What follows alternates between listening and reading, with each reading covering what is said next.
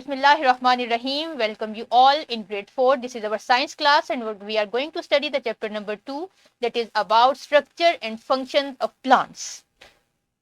The SLO that we will achieve through this lecture is investigate the way in which water is transported within plants. Water is the basic need of all living organisms. How do animals and plants transport water from one part from their one organ to the other organ? In this lecture, we'll study how plants perform this function. First of all, एक तस्वीर देखिए आपके पास इसमें दो scenarios हैं. एक तस्वीर में टेम्परेचर दिया गया है 50 degree C, very very high temperature. Road पे टेम्परेचर है 62 डिग्री सी. कार्स का टेम्परेचर है 53 डिग्री सी. इमेजिन करें ये हमारी लाहौर की एक रोड है. लेकिन दूसरी ही तरफ वही रोड है, सेम जगह सेम प्लेस, लेकिन टेम्परेचर में ह्यूज डिफरेंस है. 19 डिग्री सी. रोड का टेम्परेचर जहां पहले 62 था अब है 29 डिग्री सी. फुटपाथ का टेम्परेचर 20 डिग्री सी है और यहाँ पे 50 डिग्री सी है. क्या आप गेस कर सकते हैं, बता सकते हैं कि टेम्परेचर के इस डिफरेंस की वजह क्या है? यस, आपने बिल्कुल सही गेस किया कि यहाँ पे प्लांट्स इस टेम्परेचर डिफरेंस की वजह है. पहली तस्वीर में कोई प्लांट नहीं है, बैरन लैंड है, इसलिए टेम्परेचर इतना हाई है. सो आपके कहने का मतलब ये हुआ कि एक्चुअली में ये प्लांट्स हैं जो किसी जगह के टेम्परेचर को रिड्यूस करते हैं. लेकिन प्लांट्स कैसे ये फिनोमेना परफॉर्म करते हैं? क्या प्लांट्स का सिर्फ शेड दे देना ही काफी है इस टेम्परेचर को रिड्यूस करने की वजह है, या कोई और भी वजह है? थोड़ा सा सोचिए इस पे. प्लांट्स कैसे किसी जगह को कूल डाउन करते हैं ये हम आज के इस लेक्चर में पढ़ेंगे. और वो प्रोसेस है ट्रांसपिरेशन का, transport system, water transport system. आपके लिए ये थोड़ा सा इंटरेस्टिंग होगा कि प्लांट्स में दो तरह के ट्रांसपोर्ट सिस्टम काम करते हैं. एक वाटर ट्रांसपोर्ट सिस्टम और एक फूड ट्रांसपोर्ट सिस्टम. जो आपने पिछले पिक्चर में सिनेरियो देखा था, टेम्परेचर रिडक्शन की वजह ये सिस्टम था, वाटर ट्रांसपोर्ट सिस्टम. कि वाटर प्लांट में from roots to the top most leave move करता है और फिर वहां से इवेपोरेट आउट हो जाता है. तो पानी की इवेपोरेशन, लीव से इवेपोरेशन असल में कूलिंग कॉज करती है, कूलिंग इफेक्ट कॉज करता है. और ये कूलिंग कैसे होती है इससे हम आज स्टडी करेंगे. इसके लिए हम मूव करते हैं अपनी सिमुलेशन पे. एक छोटा सा रिकैप कर लेते हैं या रिवाइज कर लेते हैं, समराइज कर लेते हैं अपने लेक्चर को कि ट्रांसपिरेशन सिस्टम या वाटर की मूवमेंट का सिस्टम असल में है क्या. वाटर, फर्स्ट स्टेप है water enters plants through roots. ये फर्स्ट स्टेप है कि सबसे पहले रूट्स ने पानी को एब्जॉर्ब किया. ये पानी moves upward in the stem, ये सेकंड स्टेज है. रूट से ये पानी मूव किया स्टेम की तरफ and evaporates out from leaves and stems into the atmosphere. और स्टेम से ये पानी लीव्स में चला गया और वहां से एटमॉस्फेयर में आ गया. This process is known as transpiration या वाटर ट्रांसपोर्ट. ये असल में वो इफेक्ट है जो कूलिंग कॉज करता है. और इसका रूट क्या है?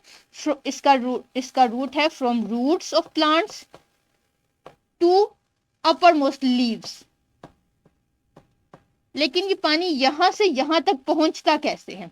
हमारे घरों में भी आपने देखा होगा कि जो घर हमारे triple storey, fourth story buildings हैं, उनमें भी पानी जमीन से नीचे मोटर की मदद से पाइप्स के थ्रू टॉप फ्लोर तक ले जाया जाता है. तो क्या प्लांट में ऐसी कोई मोटर काम करती है, या प्लांट्स में भी कोई ऐसी पाइप्स, वाटर पाइप्स काम करते हैं जो पानी को नीचे से लेके जाएं, ऊपर सक करें और फिर लीव्स में ट्रांसपोर्ट कर दें?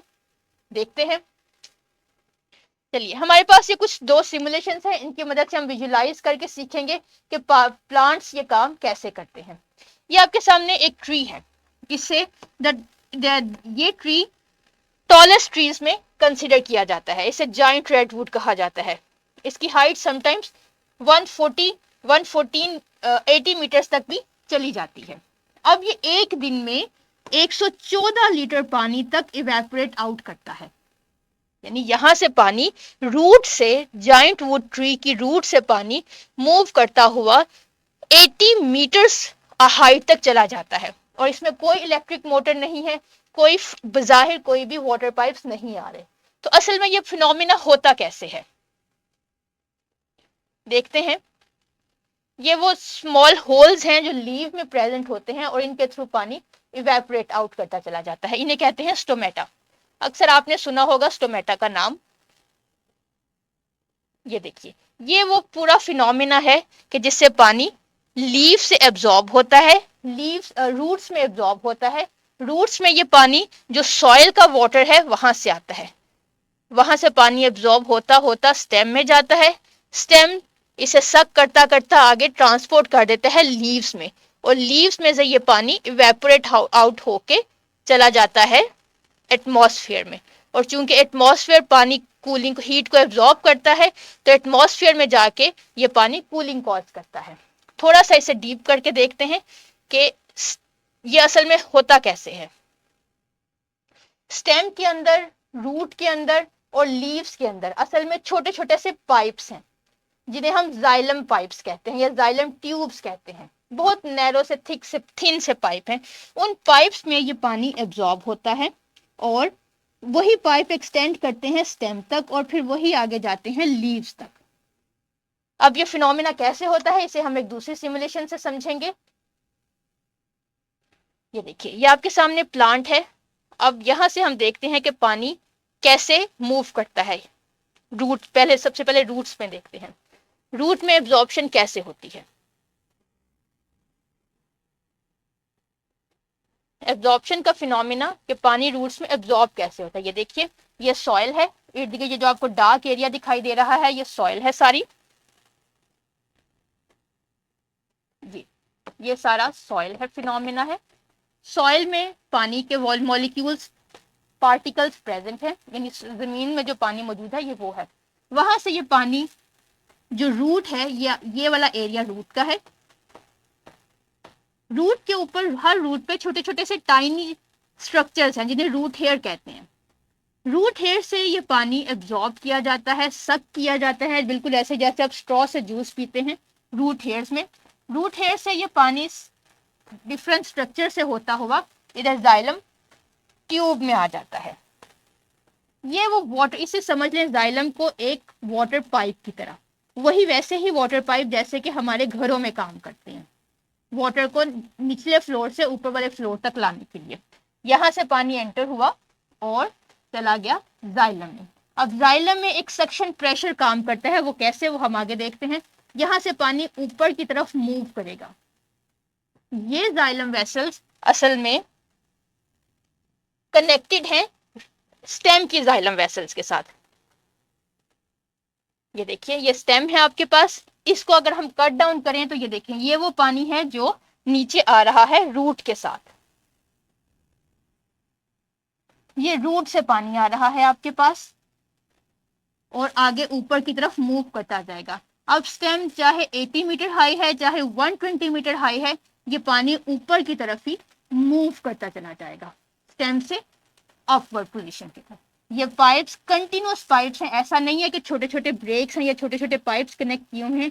ये एक ही पाइप है जो कि कंटिन्यूअसली मूव करता चला जाता है अपवर्ड डायरेक्शन में। अब ये स्टेम से, ये था हमारा स्टेम,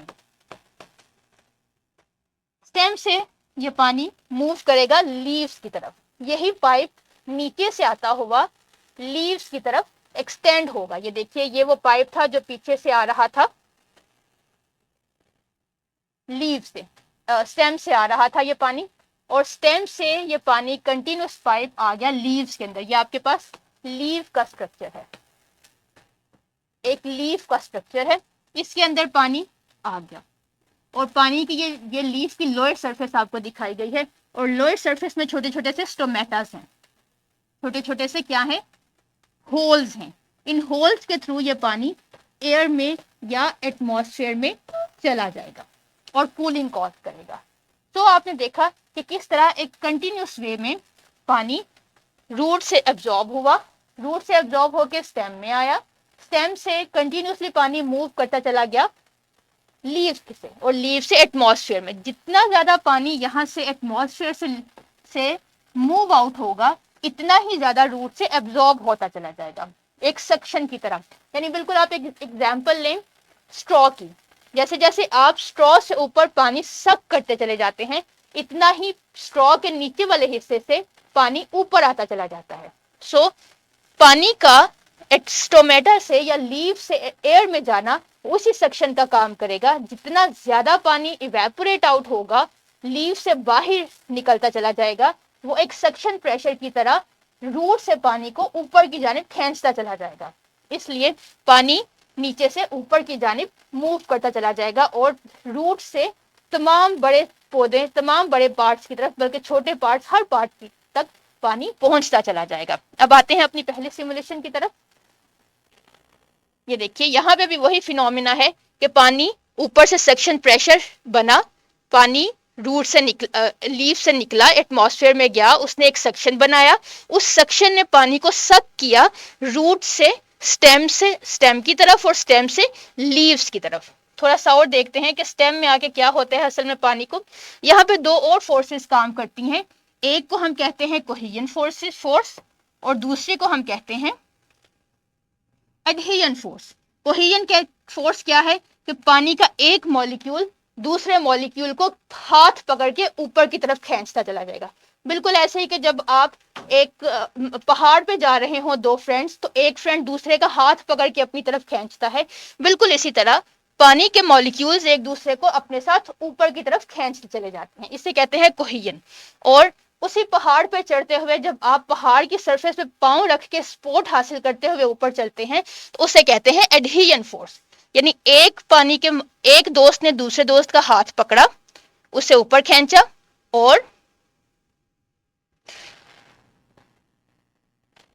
उसी दोस्त ने पहाड़ की किसी सपोर्ट के साथ पांव रख के खुद को भी संभाला और नीचे वाले दोस्त को भी खींचा, उसे हम कहेंगे एडहेजन फोर्स। सो ये दो फोर्सेस स्टेम में पानी को ऊपर चढ़ने में हेल्प आउट करती हैं। सो it was all about transpiration. इससे आपको पता चला कि पानी एक जगह से यानी रूट से लोअर मोस्ट पार्ट से अपर मोस्ट पार्ट की तरफ कैसे जाता है। यही वो फिनोमिना है और ये उसकी समरी है। अब आते हैं अपनी वर्कशीट की तरफ। मुझे उम्मीद है कि आपने इंटरेस्टिंगली ये लेसन या कॉन्सेप्ट अंडरस्टैंड कर लिया होगा। ये वर्कशीट आप अपने टीचर से भी ले सकते हैं और वीडियो के लिंक से भी डाउनलोड कर सकते हैं। इसमें दो क्वेश्चंस हैं। पहले क्वेश्चन में कुछ डिस्क्रिप्शन दी गई है और एक पिक्चर में कुछ नंबरिंग की गई है। आपने बताना है कि इस वाटर एब्जॉर्ब्ड बाय रूट, इस डिस्क्रिप्शन के साथ कौन सा पार्ट इन्वॉल्व है, उसके साथ आपने मैचिंग कर देनी है। और दूसरे फिगर में वही ट्रांसपिरेशन का फिनोमिना दिखाया गया है। आपने लेबल करना है कि किस पार्ट पे कौन सा काम हो रहा है। यानी यहाँ पे आप देखेंगे कि रूट में एब्जॉर्प्शन हो रही है, stem upward movement of water in the stem, यहाँ पे आप लिखेंगे release out of water from the leaves. So इन दो क्वेश्चंस के थ्रू आप एनालिसिस करेंगे और मेमोराइज करेंगे, अंडरस्टैंड करेंगे, रीइंफोर्स करेंगे अपने कॉन्सेप्ट को और अपना आज का होमवर्क करेंगे। होमवर्क ये है कि आपने फ्लो शीट बनानी है to show the process of water movement throughout the plant in consecutive steps. Flow sheet क्या होती है? अब फ्लो शीट एक ऐसी डायग्राम को कहते हैं जिसमें ब्लॉक्स की मदद से हम पूरा प्रोसेस समराइज करते हैं। यानी स्टेप 1 में क्या हुआ था, वाटर एब्जॉर्ब हुआ था रूट में, रूट से वाटर स्टेम की तरफ आया था, यह स्टेप 2 था। स्टेप 3 में स्टेम से वाटर लीव्स की तरफ गया था और फिर स्टेप 3 से स्टेप 4 में क्या हुआ था, लीव्स से वाटर एटमॉस्फेयर में रिलीज आउट हुआ था। So this was the whole process in 4 step of transpiration. So it was all about the water transport system. अब हम नेक्स्ट क्लास में मुलाकात करेंगे, उस वक्त तक के लिए अपना ख्याल रखिएगा। अल्लाह हाफिज।